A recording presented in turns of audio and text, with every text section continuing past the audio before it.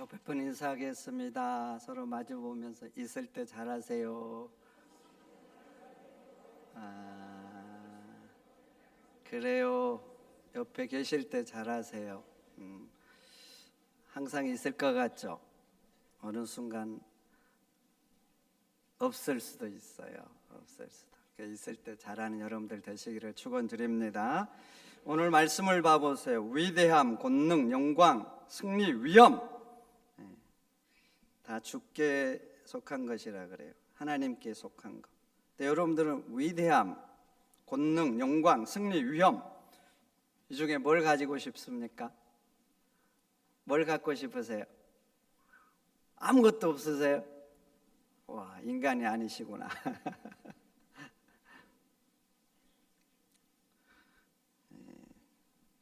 우리가 한 가지라도 갖기를 원하는 것인데 이게 하나님께 속한 거라 이렇게 합니다. 주권도 주께 있다 말합니다. 주권은 왕권이나 통치권을 의미하죠. 근데 하나님께 있다. 그래서 하나님이 주시는 사람이 갖는 거예요. 로마서 13장 1절에 모든 권세는 다 하나님께서 정하신 바라. 하나님이 정했단 말하죠. 12절 부와 기도 주께로 말미암는다 그러죠. 보통 사람들이 인생을 걸고 잡기를 원하는 거, 그래서 불철주야 노력하고 땀 흘리고 애쓰는 거, 밤을 샐 수도 있고 외국도 갈 수 있는 거, 부 그렇게 갖고 싶은데 누구로 말미암는 거라고요? 누구로부터 온 거라고요? 하나님께로부터 온 거라 이렇게 말하죠. 심지어는 모든 사람을 크게 하심도 강하게 하심도 주의 손에 있다 그럽니다. 그렇습니다. 이것은 내 것이 아니에요. 다 하나님의 것입니다. 함께 보겠습니다. 하나님의 것이다. 그렇죠. 하나님의 것이니까 내가 원한다고 가질 수 있는 게 아니에요. 하나님이 주셔야 갖는 거예요. 하나님이 주셔요. 그럼 봐보세요. 하나님은 도대체 누구에게 주실까? 아무에게나 주시는가? 막 주시는가? 그것도 아니에요. 행운권 추첨하듯이 그렇게 주시는가? 그것도 아니에요. 하나님이 정하신 일반적인 법칙이 있습니다. 그 법칙, 첫 번째 법칙은 뭔가? 심는 대로 거두게 하십니다. 그것을 위해서 땀을 흘리고 노력하는 사람, 그것을 위해서 투쟁하는 사람, 그 사람에게 주십니다. 우리 속담에 콩 심는데 콩 나고 팥 심는데 팥 난다 합니다. 이것은 예수 믿는 사람이나 믿지 않는 사람 모두에게 해당하는 것이에요. 예수 믿는 사람이 콩을 심어놓고 하나님 팥을 주세요, 팥을 주세요. 하나님 팥을 주실까요, 안 주실까요? 모르세요? 안 주시죠? 안 주셔.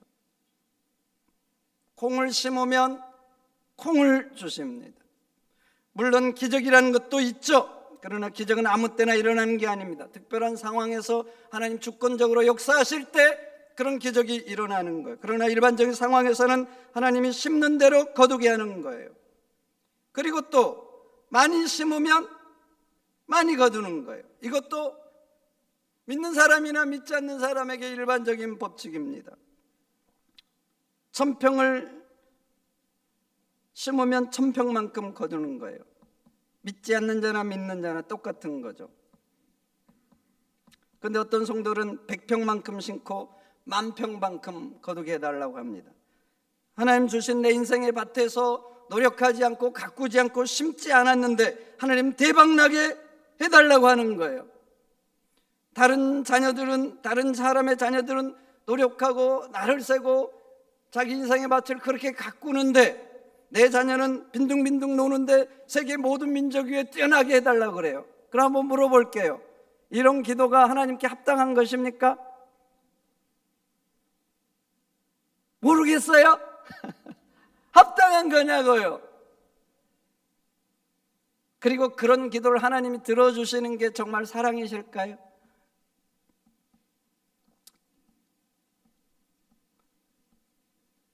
만약 그렇게 기도하면 하나님은 이렇게 말씀하실 것 같아요. 나는 이미 너에게 심는 만큼 거두게 하는 복을 주었다. 그러니 너가 그렇게 기도했다면 그에 걸맞게 노력하라. 그래서 믿는 사람도 그래야 됩니다. 그래서 믿는 사람은 열심히 일하고 기도하고 또 하나님 앞에 뭔가 간구할 수 있잖아요. 그러면 기도에 걸맞게 세상에 나가서 삶으로 노력해야 돼요. 기도한 대로 이제는 내 삶으로 증명을 해내야 돼요.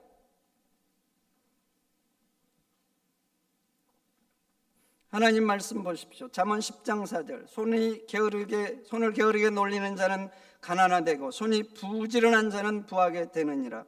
이 고대에 주어진 말씀이잖아요.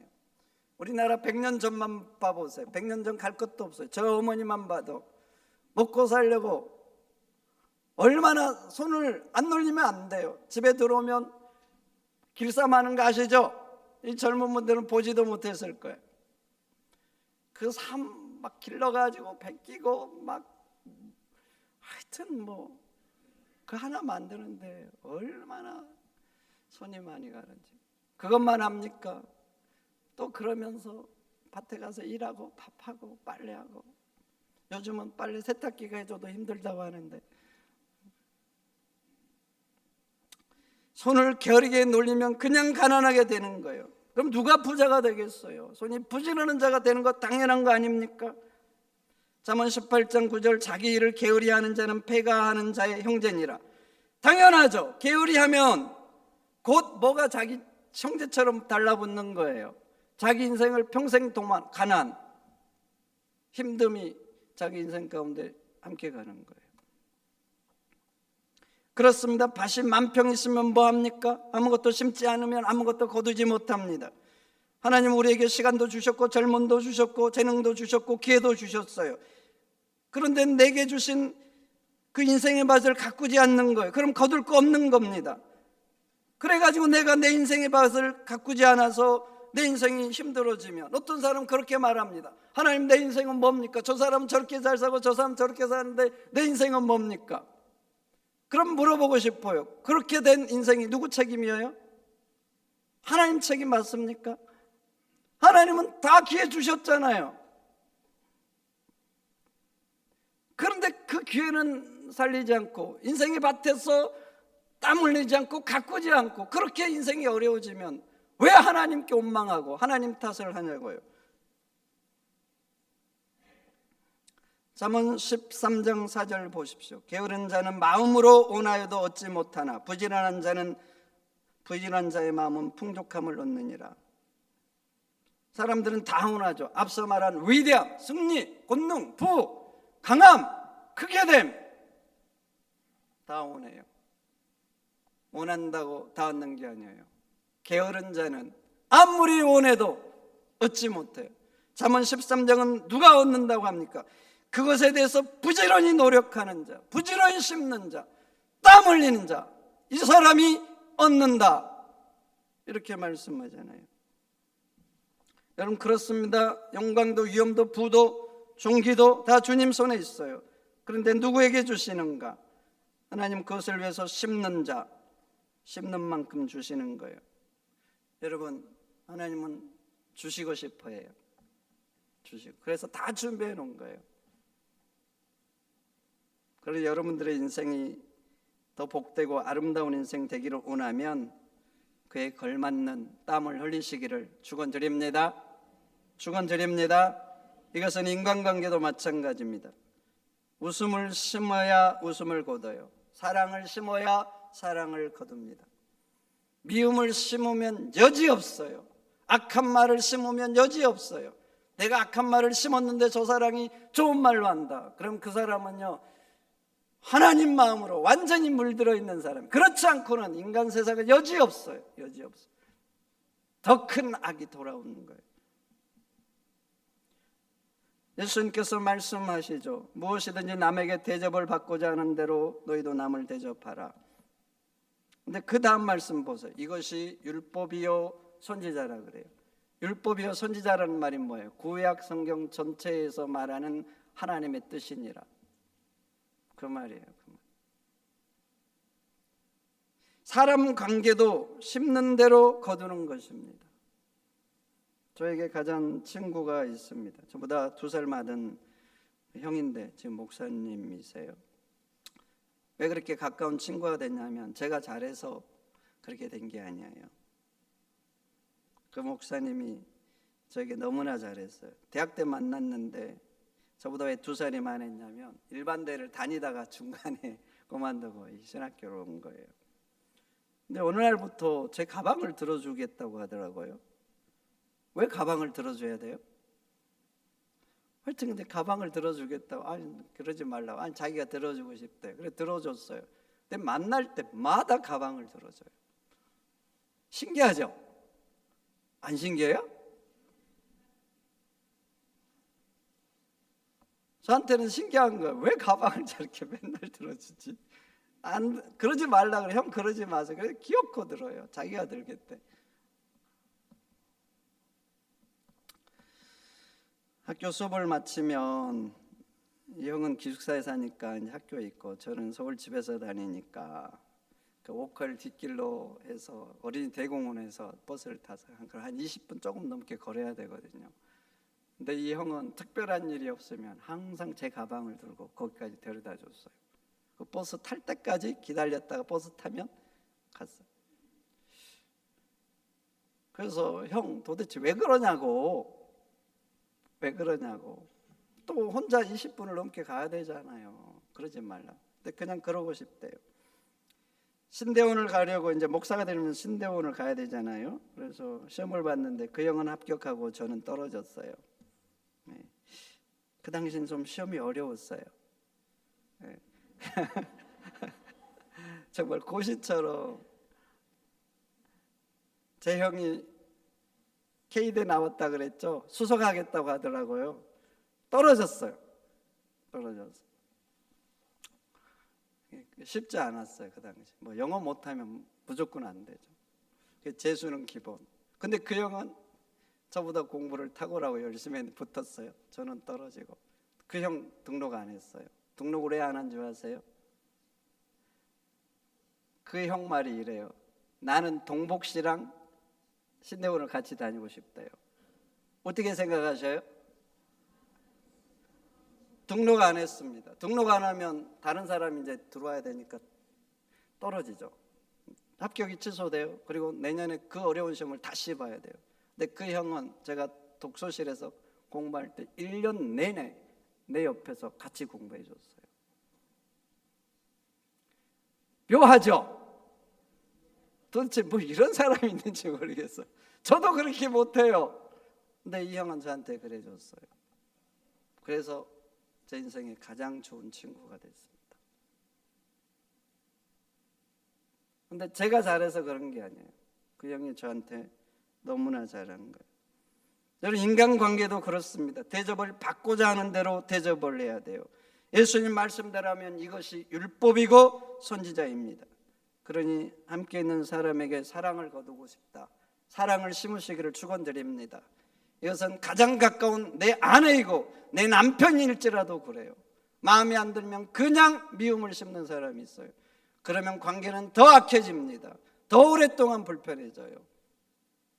그런데 여러분들은 신앙인이잖아요. 사랑을 심으시기를 축원드립니다. 그러면 다시 그곳에서 사랑의 꽃이 피게 될 줄 믿습니다. 두 번째 원칙은 심을 때 지혜롭게 심어야 돼요. 열심히 하는 게 첫 번째입니다. 두 번째는 그 열심 위에 지혜를 더해야 돼요. 그러면 증폭 효과가 나타나요. 증폭 효과. 오랜 모핏 아시죠? 모르세요? 우리 교인들 왜 모른 척 하는지 모르겠어.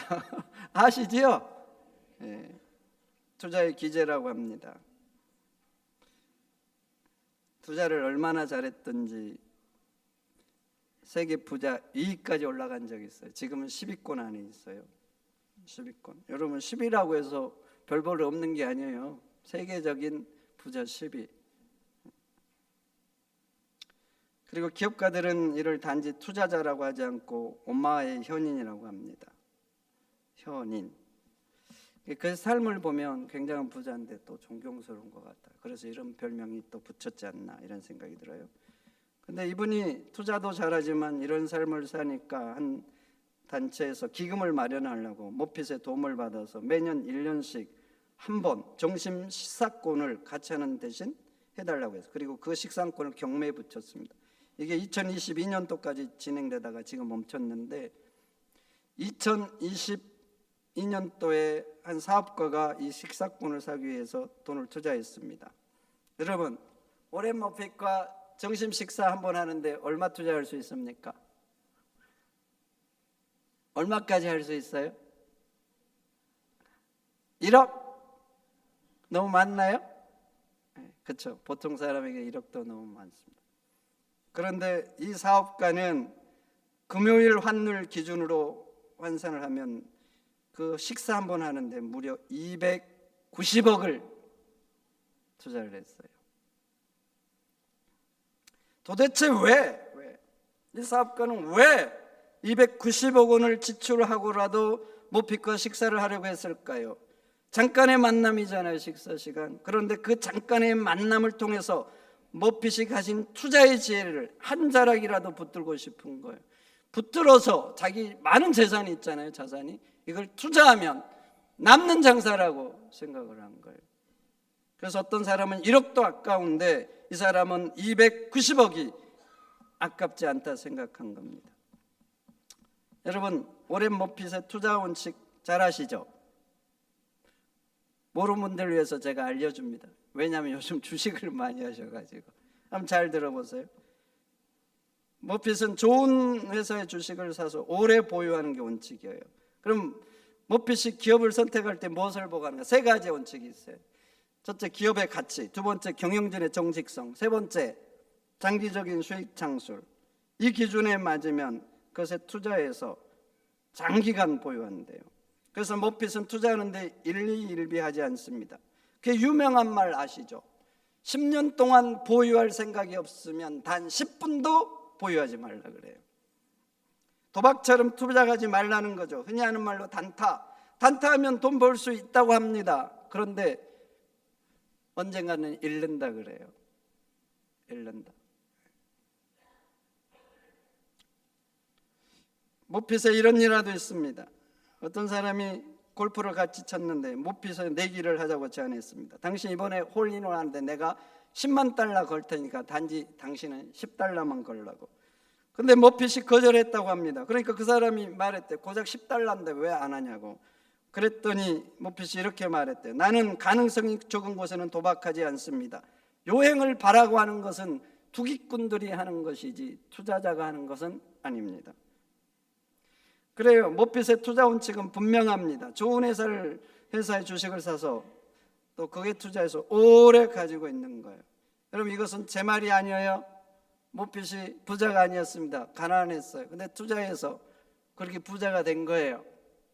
현인이라 불렀던 사람의 투자의 지혜입니다. 그러니까 좀 마음에 새기고 그렇게 좀 하면 조금 도움되지 않을까 싶습니다.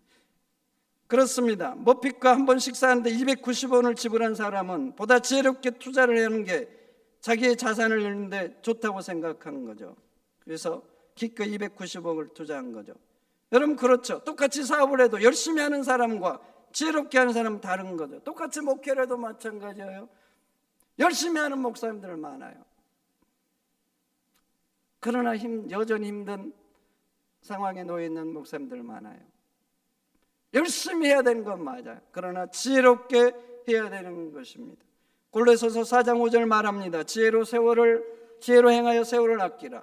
그렇죠. 열심히만 하면 더 땀을 흘려야 되고 더 많은 시간을 들여야 돼요. 그러나 지혜롭게 하면 힘도 덜 들지만 시간도 단축되고 효과도 커지는 거죠.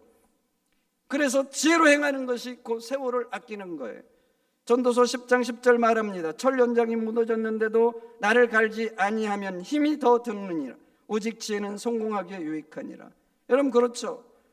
옛날 분들 낯질 많이 해보셨죠? 날이 묻어지면 어떻게 해야 돼요? 갈아야죠. 갈아야 돼요. 묻어졌는데도 벌을 계속 보면 얼마나 힘들겠어요. 힘도 더 들고 효과도 떨어지고. 시간을 좀 투자해서 나를 갈아야 되죠. 세워야 되죠. 그래야 일도 빠르고 효과적이고 더 많이 할 수 있는 거예요. 근데 지혜로 행하는 게 똑같다는 거예요. 지혜로 그렇게 해야 성공하기 유익하다. 전도서 10장은 그렇게 말하는 것입니다.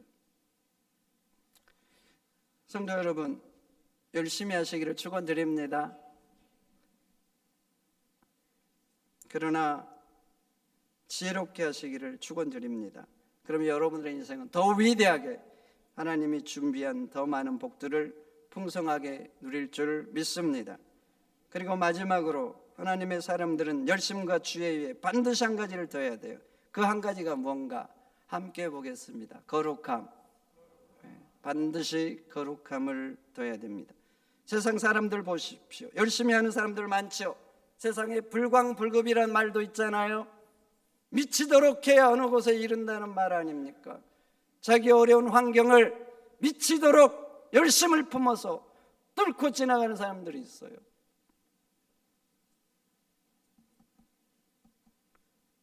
또 어떻게 하면 이 시대 가운데 더 잘할 수 있을까 치열하게 고민하는 사람들이 있어요. 시대를 분석하고 지역을 분석하고 성향을 분석하고, 회사들도 봐보세요. 물건 하나 팔려고 그냥 만들어서 파는 게 아니잖아요. 다 분석해서 어떻게 하는 게 더 효과적일까, 얼마나 전략과 전술을 짜고 치열하게 고민합니까? 더 잘하는 방법을 찾아내는 무던히 있습니다. 근데 성도는 더 그래야 돼요. 더 그래야 돼. 그래야지 하나님 준비한 복들이 내게 더 오는 거예요. 그런데 성도는 그에 반드시 한 가지를 더해야 됩니다. 바로 거룩함. 거룩함을 더하느냐 더하지 않느냐, 거기에서 세상 사람들과 차이가 나는 거예요. 그리고 그 거룩함이 성도의 정체성이 되는 겁니다. 그리고 그렇게 거룩하게 할 때 우리의 일상이 단지 일상으로 안 끝나요. 내 먹고 사는 일로 안 끝난다고요. 우리의 일상이 하나님께 드려지는 거룩한 산제사가 되고 하나님이 기뻐 받으시는 영적인 예배가 되는 거예요. 그러면 저는 교회에서 목회하는 거지만 여러분들은 세상 사람들 대상으로 세상에서 목회하는 것과 같은 거예요. 야곱의 문제점이 뭡니까? 거룩함이 없다는 거 아닙니까? 야곱을 한 마리로 정의하면 열정의 사나이예요. 열정의 사나이. 목표를 위해서는 물불을 가리지 않습니다. 그런데 한 가지 문제가 있죠. 자기 원하는 목적을 위해서는 수단 방법도 가리지 않는다는 거죠. 그래서 원하는 것을 위해서는 세상의 뱀 같은 지혜를 기꺼이 동원합니다. 그래서 기어이 장자권도 빼앗고 장자의 축복도 받아내고 말죠. 그런데 문제는 뭐예요? 열정도 있고 뱀 같은 지혜도 있는데 비둘기 같은 순결함이 없다는 거 아닙니까? 그래서 야곱에는 그리스도의 향기가 나지 않습니다. 세상에 악취가 나요. 그렇게 자신이 원하는 것을 위해서는 거짓점은 가볍게 동원하니까 원하는 것은 얻지만 다른 사람들에게 가시가 되잖아요. 가시. 그래서 자기 형 에서와도 살 수 없게 되잖아요. 형은 야곱이 자기 쌍둥이 동생인데 싫은 거예요. 죽이고 싶은 거예요. 그래서 야곱이 형과 살 수 없어서 삼촌집 라반으로 도망을 가잖아요. 삼촌집 라반에서도 보세요. 그 악조건 속에서도 열정과 세상의 뱀 같은 지혜로 자기가 원하는 것을 기어이 얻어내고 말잖아요. 그래서 그곳에서도 거부가 돼요. 근데 문제가 뭐예요? 역시 삼촌과도 살 수 없는 지경에 이르잖아요. 그래서 역시 그곳에서도 도망을 나오고 맙니다. 성도 여러분, 우리도 야곱처럼 사명감을 가지고 열심히 살아야 됩니다. 한 달란트 받은 종처럼 그렇게 살면 하나님은 그것도 악이라 그래요. 한 달란트 받은 종이 아무것도 안 했을 때 첫 번째 책망하는 게 뭐예요? 주인이 악하고 게으른 종이라 그랬어요. 악한 거예요. 열심히 살아야 돼요. 그리고 지혜롭게 살아야 돼요. 그러나 하나님이 그렇게 해도 안 하실 때는, 내가 열심히고 지혜롭게 했는데도 그래도 안 될 때는 하나님이 다시 허락하실 때까지 기다려야 되는 거예요. 내가 아무리 원해도, 이걸 해내면 내 인생에 좋고 이거 없으면 내 인생에 망해도, 꼭 필요해도, 그런데 나는 열심히 하고 지혜롭게 했는데 안 된 거예요. 그러면 기다려야 돼요. 기다려야 돼요. 하나님이 하시지 않는데, 주시지 않는데 야곱처럼 세상의 뱀 같은 죄로 기어코 해내고 만다. 그러면 우리 인생도 하나님 앞에서, 사람들 앞에서 야곱처럼 되는 거죠. 근데 사단은 우리에게 계속 속상이죠. 이거 해야 된다고, 너 필요하잖아, 하면 좋잖아, 없으면 문제 생기잖아. 자꾸 세상 거짓들과 불의들과 타협하라고 그럽니다. 너 작은 거 한번 타협하면 너 인생 지금처럼 더 잘 살 수 있잖아. 그럼 많은 사람은 사단의 속삭임에 넘어가고 말아요. 그래서 예수님이 기도를 가르쳐 줄 때 말씀하셨죠. 시험에 들지 말게 기도하라고. 사단이 우리를 시험할 때 시험에 들면 안 된다는 거예요. 그래서 기도하라는 거예요. 그리고 악으로부터 지켜달라고 기도할 때마다 그렇게 가르쳐 주신 것입니다. 여러분, 그렇습니다. 믿는 사람도 세상 가운데 살아야 됩니다. 우리도 세상에서 부자 돼야 되죠. 부자 돼야 돼요? 가난하게 살아야 돼요? 부자 되는 게 좋잖아요. 세상도 말합니다. 주머니에서 인신난다고. 예수 믿는 사람들이 형제자매들에게, 주변 사람들에게 맨날 빌려 쓰고 얻어먹고 살면 되겠습니까? 베풀면서 살아야지. 그런 사람 되시기를 축원드립니다. 동시에 위대한 일도 해야죠. 권세도 있어야 됩니다. 작은 힘 가지고 하는 것도 중요해요.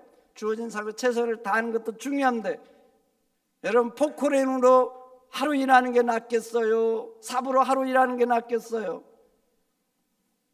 큰 힘 있는 건, 믿는 사람들에게 있는 건 좋은 거예요. 그 힘 가지고 오히려 더 세상을 하나님 나라 만들 수 있어요. 그 믿는 사람도 큰 권세를 가져야 되는 겁니다. 그래서 누구보다도, 세상 그 누구보다도 열심히 노력하고 땀을 흘리고 세상 사람보다 더 지혜롭게 행동해야 됩니다. 그러나 동시에 거룩해야 돼요. 그래서 성도의 세상살이는 힘들어요. 왜냐하면 열심히 하고 지혜롭게 해야 되는데 거룩이라는 좁은 길을 가야 돼요. 좁은 길. 그래서 성도의 삶은 좁은 길이에요. 예수님이 마태복음 10장에 말씀하셨죠. 제자들 세상 가운데 보내면서 하신 말씀, 내가 너희를 보냄이 양을 이리 가운데 보냄과 같도다. 그러므로 너희는 뱀같이 지혜롭고 비둘기같이 순결하라. 오늘날 사는 우리에게도 똑같아요. 이리 가운데 양이 살려면 어떻게 해야 되겠습니까? 살아남고 거기에서 살도 찌고 또 새끼들도 낳아야 되잖아요. 예수님이 우리에게 그래서 그렇게 하는 거예요. 뱀처럼 지혜롭고 그렇지만 순결하라. 여러분, 예수님 말씀처럼 세상 가운데 뱀처럼 지혜롭고 비둘기처럼 순결하게 사시기를 축원드립니다. 그럼 여러분들은 영육간에 육적으로도 강건하고 영적으로도 강건하게 될 겁니다. 그리고 여러분들의 살아가는 일상이 그냥 내 삶을 살아가는 게 아니라 하나님께 드려지는 거룩한 산제사, 하나님이 기뻐하시는 영적인 예배가 될 줄 믿습니다. 다 같이 아멘. 아멘. 하나님 감사합니다. 오늘 주신 말씀 마음에 잘 새겨서 하나님이 우리들에게 주시려고 하는 위대함, 존귀함, 승리, 권세, 위엄, 열심과 지혜와 거룩함으로 하나님 주신 것들을 바라서 아름답게 누리면서 살아가는 영육간의 강건한 주의 자녀들이 다 되도록 붙잡아 주옵소서. 존귀하신 예수님의 이름으로 기도하옵나이다. 아멘.